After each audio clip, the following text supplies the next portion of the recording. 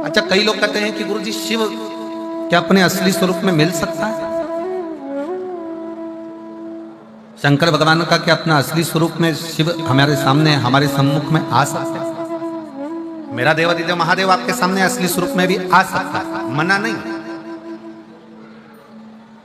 पर आज का जो युग है ना, ये बड़ा विचित्र युग है।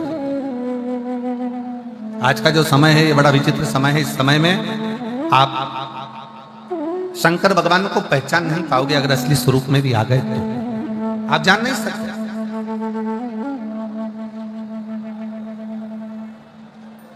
शिव अगर सत्यता के सम्मुख में सामने आकर प्रकट भी हो जाए, सामने आकर खड़े भी हो जाए, तो आप उसको पहचान नहीं पाओगे। आपके मन में आएगा, हो सकता है कोई बहरूपिया, हो सकता है कोई तिलक लगाया, हो सकता है कोई ने वेश बनाया, हो सकता है कोई स्वरूप धर कर आ गया। आप शिव को पहचानोगे तो शिव सामने कभी नहीं आते।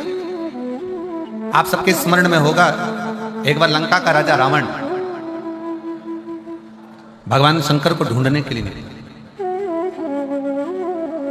और लंका का राजा रावण जब भगवान शिव को ढूंढने के लिए निकलता है, ढूंढते ढूंढते लंका का राजा रावण थक जाता है, थक गया और थककर चूर होकर बैठ गया।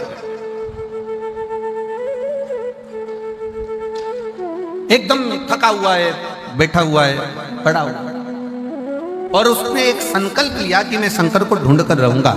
मंदोदरी रावण के सम्मुख में आई और रावण के साथ में मिलकर मंदोदरी ने रावण से कहा, स्वामी आपसे शंकर भगवान रोज मिलते हैं, आप शिव जी की अर्चना रोज करते हो, आप शंकर का गुणगान रोज करते हो, आप शिव की पूजन रोज करते हो, तो फिर आप शंकर जी को ढूंढने क्यों निकले?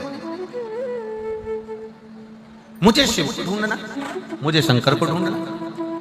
और शंकर भगवान को ढूंढने के लिए लंकाधिपति रावण लगा रहा, पर शिव उसको मिले।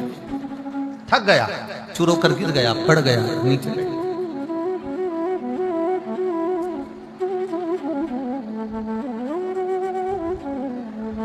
भगवान शिव को लगा, मेरा भक्त है, मेरा भजन करने वाला है, मेरा स्मरण करने वाला है।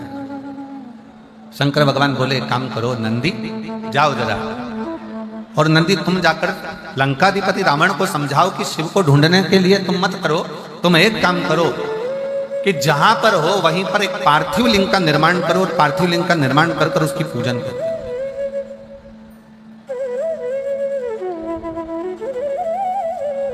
मुझे ना ढूंढा जाए, पार्थिव लिंग का निर्माण करे, पार्थिव लिंग का पूजन करे, और पार्थिव लिंग का पूजन कर कर वो मुझे वहीं पर प्रकट कर सकता है। पर रावण कह रहा है कि मैं शिव को ढूंढने के लिए निकला हूं, पार्थिव लिंग का पूजन नहीं, स्वयं शंकर को अपने साथ में लेकर मैं लंका तक जाऊंगा, लंका तक पहुंचूंगा, मैं लंका तक जाऊंगा, लंका तक पहुंचूंगा। मैं पार्थिव लिंग का पूजन करने के लिए रोज करता हूं, मना नहीं, पर मैं पार्थिव पूजन आज शिव को ढूंढने के लिए नहीं। और रावण ढूंढते ढूंढते ढूंढते ढूंढते थक गया, पर शिव शंकर। तब मंदोदरी ने रावण के हाथ का स्पर्श कराकर थोड़ी सी बालू मंदोदरी लेकर जाती है, और मंदोदरी उस बालू से शिवलिंग का निर्माण करती है। केवल रावण के हाथ का स्पर्श कर कर बालू मंदोदरी लेकर जाती है, और मंदोदरी ने पार्थिव शिवलिंग का पूजन करा, पार्थिव लिंग का पूजन करा, पार्थिव पूजन करी। और जैसे ही पार्थिव लिंग की पूजन मंदोदरी ने करी, इतनी देर में रावण के सम्मुख में भगवान देवादिदेव महादेव तुरंत प्रकट हो जाते, स्वयं सामने आकर खड़े। अर्थात शिव महापुराण की कथा एक बड़ा सुंदर प्रसंग वर्णन करती है। लंकाधिपति रावण का यह प्रसंग कहता है कि घर का कोई सदस्य, परिवार का कोई सदस्य जब शंकर जी के पार्थिव लिंग का पूजन करता है या भगवान शंकर को एक लोटा जल चढ़ाता है, उसके घर का यदि एक सदस्य भी शिव के मंदिर तक जा रहा है, उसके घर का एक सदस्य भी अगर शंकर के शिवालय तक जा रहा है, तो यह निश्चित है कि परिवार का एक सदस्य भी अगर शंकर का भजन कर रहा है, तो वो एक सदस्य, इसलिए शास्त्र कहता है, उज्जैन का ऋण मुक्तेश्वर मंदिर का दरवाजे पर लिखा है कि शिव महापुराण सुनने वाला, शंकर का स्मरण करने वाला, शंकर को एक लोटा जल चढ़ाने वाला केवल एक पीढ़ी या 7 पीढ़ी को नहीं, 71 पीढ़ी को पार लगा देगा।